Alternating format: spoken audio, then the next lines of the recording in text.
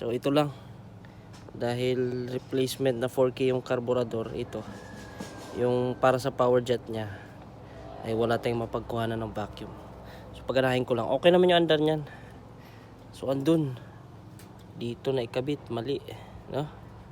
So ilipat ko siya, dalhin ko siya dito. Sa ganitong klaseng carburetor, replacement ito, pang 4K lang din pero replacement siya. Ang kanyang power jet actuator ay external. So kailangan nating hanapan niya ng linya na magiging vacuum niya. So kailangan natin i-connect sa manifold vacuum. Kasi yung hose na yan, yung part na yan, kailangan continuous ang vacuum niyan during idle. At kapag nag-rev ka during high RPM, kailangan mawala yung vacuum niyan para naman sumipa yung actuator para magbukas yung valve sa loob ng ating carburetor. Yung valve na yon, siya yung responsable sa power jet, okay? Siya yung magbubukas doon sa power jet at magsusupply ng mas maraming gasolina para kapag nag high RPM ka, pag umarangkada ka, pag bumanat ka sa akyatin o sa mga alanganing lugar, meron yung tinatawag nating power.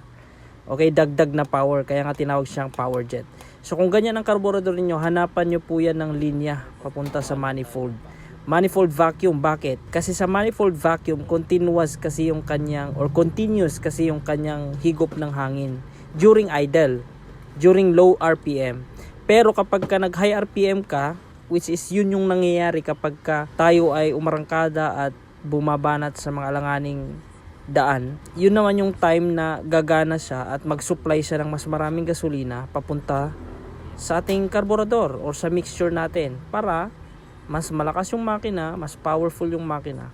Yun ang purpose niyan. Kaya kailangan binubuhay yan sa mga replacement na carburetor na pang 4K na may ganyan ang itsura niya.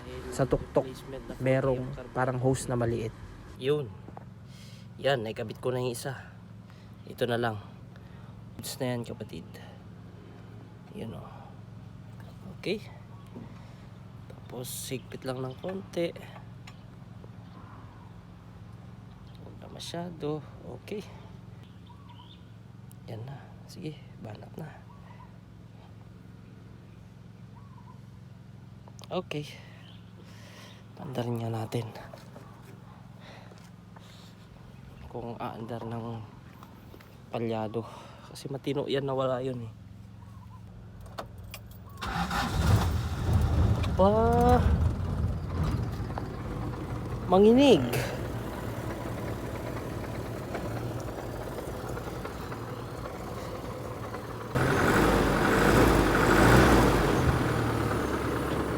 At gagawa tayo ng mga tutorial out of this engine. Alright, thank you.